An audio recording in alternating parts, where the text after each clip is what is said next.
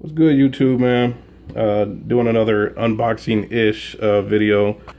I got my batteries in today, and I got my speakers for the rear. So it'll be a little bit of a surprise as far as when I'm running on the rear speakers. They're 6.5 Pro speakers, but they're gonna be a little bit of a surprise as far as the brand that I chose to go with. But this here is Excess Power. What the hell is? I think this is the D3100, or it might be the 3400. I can't remember which one I went with.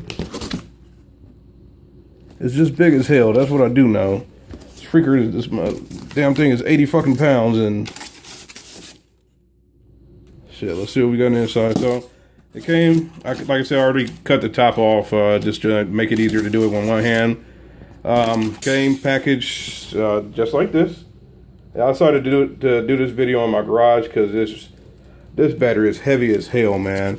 But yeah, it came packed with the Excess Power box,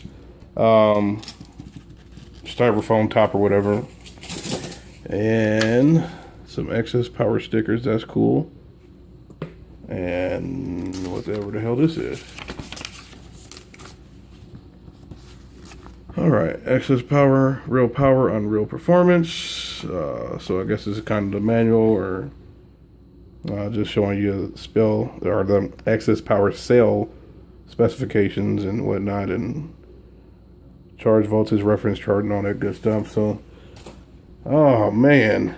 Okay, so it's the D3100. I know the D3400 is the popular one. I decided to go with this one here. I thought it had a freaking strap on it. I decided to go with the D3100 based on the amp hours and the kind of setup that I'm about to be running. So, 80 fucking pounds. Let's see what we got going here.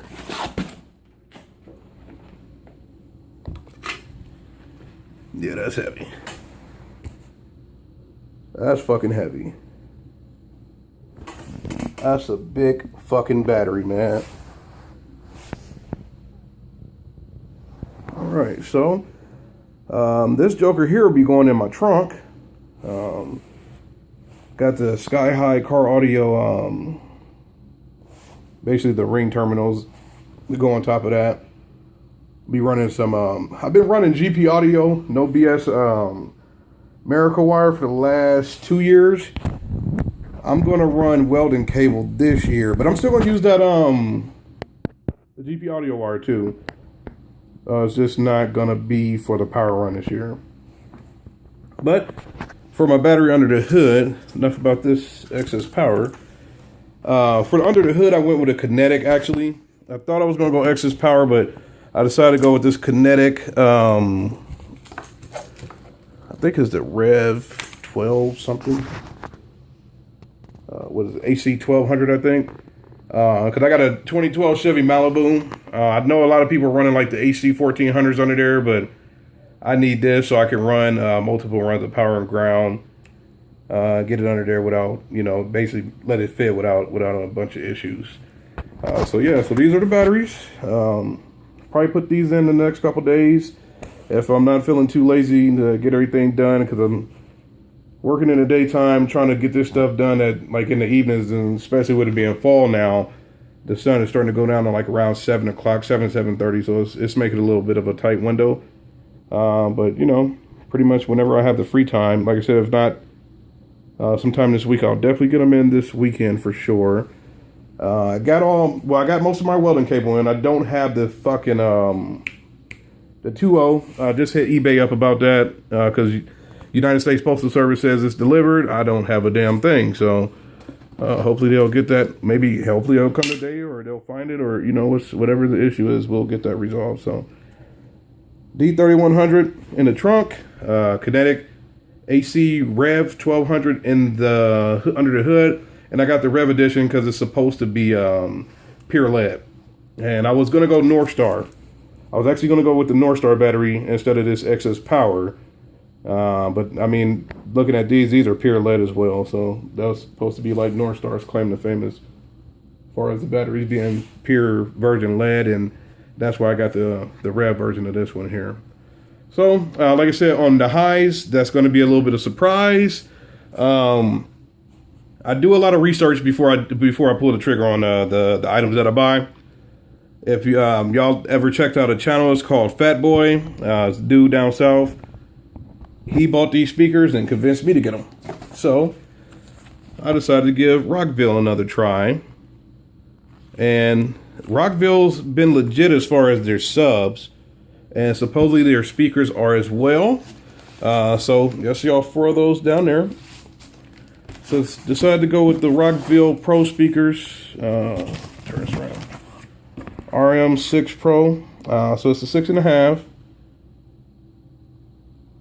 And it's supposed to be 100 watts RMS.